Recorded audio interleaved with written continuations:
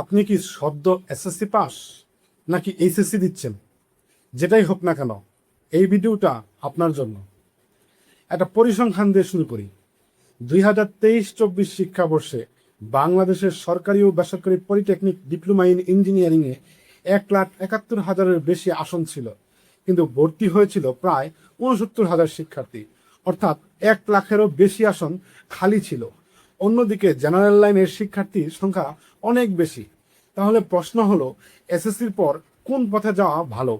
SSC করে general education নাকি পলিটেকনিকে diploma in engineering? আজকে ধারণা দিয়ে নয়, বাস্তবতার চাকরির বাজার আর ভবিষ্যতের কথা মাথায় রেখে দুটি পথের তুলনা করব। আর যারা এইচএসসি দিচ্ছেন তাদের জন্য ভিডিওটির শেষের দিকে থাকবে এক বিশেষ তথ্য, তাই ভিডিওটা স্কিপ করবেন না কিছুতেই। আমি Imran bin Abdur Rashid, the corporate guide চ্যানেলে স্বাগত। এই সিরিজে এতদিন আমরা জেনারেল এডুকেশন আর সায়েন্স, কমার্স আর আর্টস নিয়ে কথা বলেছি, কিন্তু এসএসসি এর পর শিক্ষার্থীদের সামনে একটা গুরুত্বপূর্ণ সিদ্ধান্ত আসে। একদিকে এসএসসি করে বিশ্ববিদ্যালয়ে যাওয়ার পথ, অন্যদিকে এসএসসির পরই ডিপ্লোমা ইঞ্জিনিয়ারিং বা টেকনিক্যাল এডুকেশনের পথ। অনেক পরিবারই মনে করে ভালো ছাত্র হলে জেনারেল এডুকেশন আর ডিপ্লোমা হলো দুর্বল ছাত্রদের জন্য। আবার কেউ কেউ মনে করেন ডিপ্লোমা করলেই দ্রুত চাকরি। চলুন দুটো ধারণাই পরিষ্কার করি। বাংলাদেশের বাস্তব চিত্র। প্রথমেই বাংলাদেশের শিক্ষা ব্যবস্থার একটা বাস্তব চিত্র দেখি। বাংলাদেশের পরিসংখ্যান ব্যুরোর 2023 সালের তথ্য অনুযায়ী শিক্ষার্থীদের মধ্যে জেনারেল এডুকেশনে অংশগ্রহণ ছিল 91%-এরও কিছু বেশি, আর টেকনিক্যাল এডুকেশনে ছিল প্রায় 1.22%।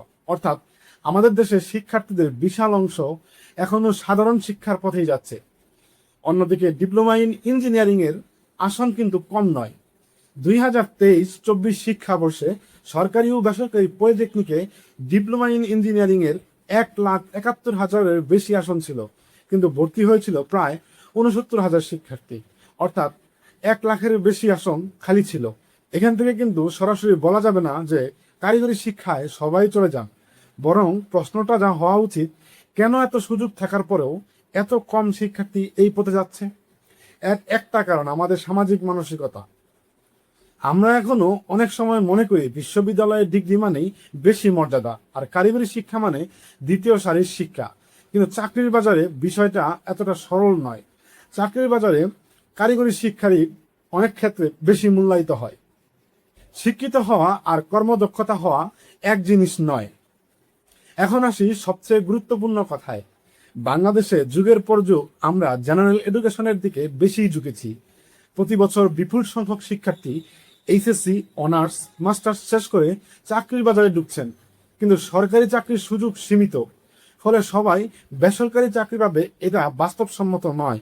অন্যদিকে বেসরকারি কোম্পানিগুলো চাহিদা একটু ভিন্ন। একটা কোম্পানি শুধু সার্টিফিকেট দেখে কর্মী নিয়োগ করে না, কোম্পানি দেখতে চায় আপনি কাজটা করতে পারেন কিনা। এখানে একটা গুরুত্বপূর্ণ পার্থক্য তৈরি হয়। জেনারেল এডুকেশন মূলত আপনাকে একটি একাডেমিক ভিত্তি তৈরি করে দেয়। আপনি বিষয়ভিত্তিক জ্ঞান অর্জন করেন, চিন্তা করতে শেখেন, বিশ্লেষণ করতে শেখেন, কিন্তু এর পাশাপাশি যদি আপনি আলাদাভাবে কোনো ব্যবহারিক দক্ষতা না শেখেন, তাহলে শুধু ডিগ্রি নিয়ে চাকরির বাজারে প্রবেশ করলে প্রতিযোগিতা অনেক বেশি হবে। অন্যদিকে টেকনিক্যাল এডুকেশনের একটা বড় বৈশিষ্ট্য হলো একাডেমিক পড়াশোনার পাশাপাশি নির্দিষ্ট কাজের ব্যবহারিক দক্ষতা তৈরির উপর গুরুত্ব দেওয়া। অর্থাৎ একজন শিক্ষার্থী শুধু শিক্ষিত হচ্ছে না, একটা নির্দিষ্ট কাজ করার জন্য প্রস্তুত হচ্ছে।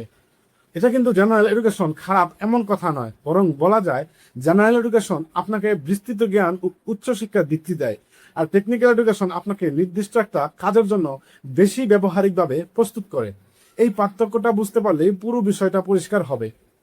তবে মনে রাখবেন, আমরা যুগ যুগ ধরে জেনারেল শিক্ষায় শিক্ষিত হয়ে এ পর্যন্ত বহু মানুষ শিক্ষিত হচ্ছে, কিন্তু বর্তমান বাংলাদেশে প্রায় 30 লক্ষেরও বেশি যুবক যুবতী বেকার, যারা শিক্ষিত হয়েও চাকরি পাচ্ছে না।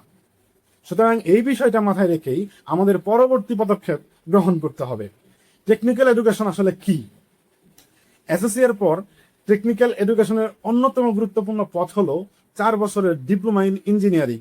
এখানে civil, electrical, mechanical, computer, electronics, automobile, architecture, textile সহ বিভিন্ন টেকনোলজি নিয়ে পড়ার সুযোগ রয়েছে।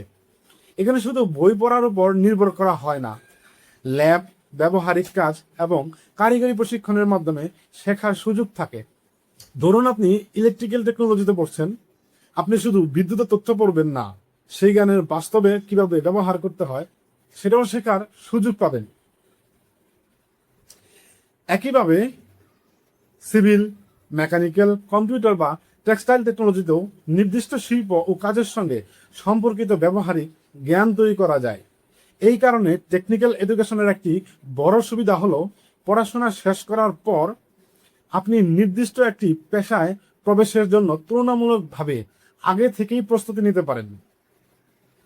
আরেকটা ভুল ধারণা এখানে দূর করি, ডিপ্লোমা মানেই শিক্ষা শেষ নয়। অনেকেই মনে করে ডিপ্লোমা করলেই ইঞ্জিনিয়ার আর পড়ার দরকার নেই। ধারণাটা ভুল। নির্দিষ্ট যোগ্যতা পূরণ করলে ডিপ্লোমা শেষ করেও উচ্চ শিক্ষায় যাওয়ার সুযোগ আছে।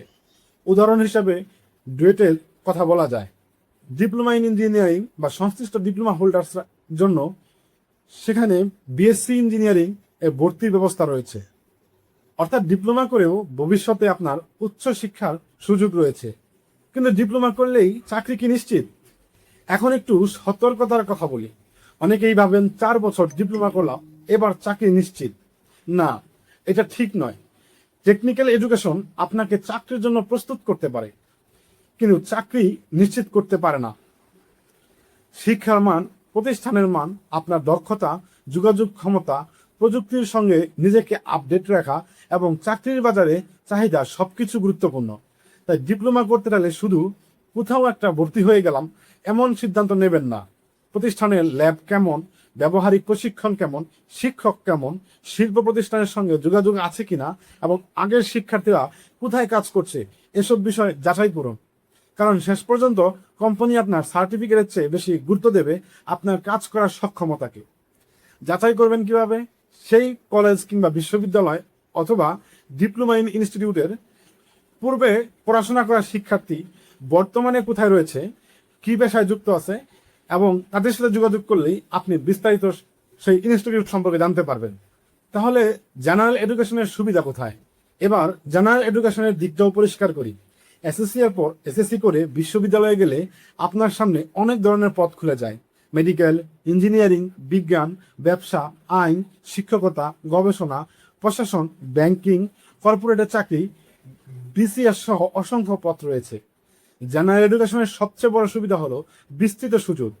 আপনি যদি এখনো জানেন না ভবিষ্যতে ঠিক কোন পেশায় যাবেন, তাহলে এইচএসসি এবং পরবর্তীতে বিশ্ববিদ্যালয় পর্যায়ে শিক্ষা আপনাকে সিদ্ধান্ত নেওয়ার জন্য বেশি সময় দেয়। আর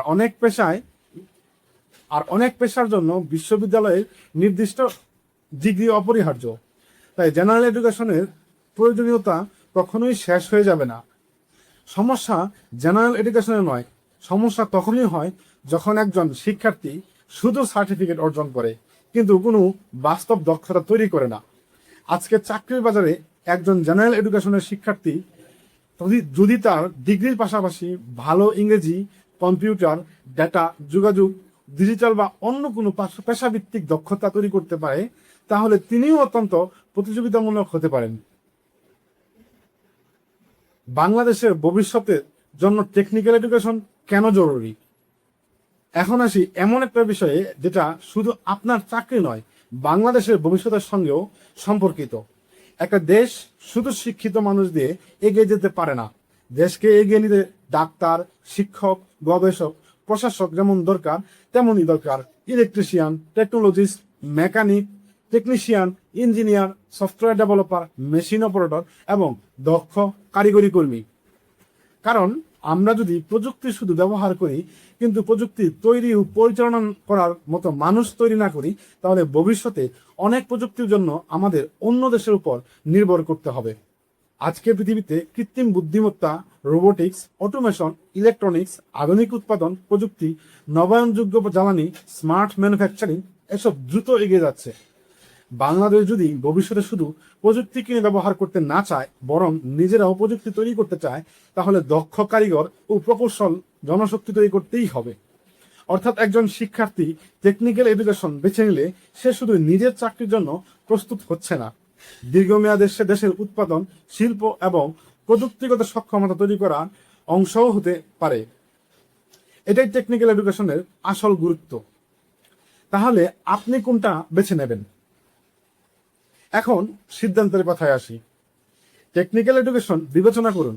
যদি আপনার হাতে কলমে কাজ করতে ভালো লাগে, কোনো নির্দিষ্ট প্রযুক্তি বা পেশার প্রতি আপনার আগ্রহ আছে, আপনি নির্দিষ্ট একটা দক্ষতা অর্জন করে কর্মজীবনে তুলনামূলক দ্রুত প্রবেশ করতে চান, তবে civil, electrical, mechanical, computer, textile বা অন্য কোনো টেকনোলজি নিয়ে কাজ করার আগ্রহ আপনার রয়েছে। অন্যদিকে জেনারেল এডুকেশন বিবেচনা করুন। যদি আপনার লক্ষ্য হয় মেডিকেল, বিশ্ববিদ্যালয় ভিত্তিক নির্দিষ্ট কোনো পেশা বা এমন কোনো ক্ষেত্র যেখানে উচ্চশিক্ষার নির্দিষ্ট ডিগ্রি প্রয়োজন, আপনি গবেষণা, শিক্ষকতা, প্রশাসন বা বিসিএস এর মতো কোনো ক্ষেত্রে যেতে চান, অথবা আপনি নিশ্চিত নন ভবিষ্যতে কোন পেশায় যাবেন এবং বিস্তৃত অপশন খোলা রাখতে চান, তবে একটা কথা মনে রাখবেন, জেনারেল আর টেকনিক্যাল কোনোটাই সবার জন্য সেরা নয়। আপনার জন্য যেটা সঠিক সেটাই আপনার জন্য সেরা। তো এসএসসির পর আপনার সামনে শুধু একটা রাস্তা নেই। একদিকে এইচএসসি থেকে জেনারেল এডুকেশন, অন্যদিকে ডিপ্লোমা ও টেকনিক্যাল এডুকেশন। জেনারেল এডুকেশন আপনাকে বিস্তৃত জ্ঞান এবং উচ্চশিক্ষার সুযোগ দেয়, আর টেকনিক্যাল এডুকেশন আপনাকে নির্দিষ্ট একটা কাজের ব্যবহারিক দক্ষতা তৈরির সুযোগ দেয়। তাই শুধু সরকারি চাকরির অপেক্ষায় না থেকে এমন শিক্ষা দক্ষতা অর্জন করা জরুরি, যার মাধ্যমে আপনি বেসরকারি চাকরি বাজারে নিজের মূল্য তৈরি করতে পারেন।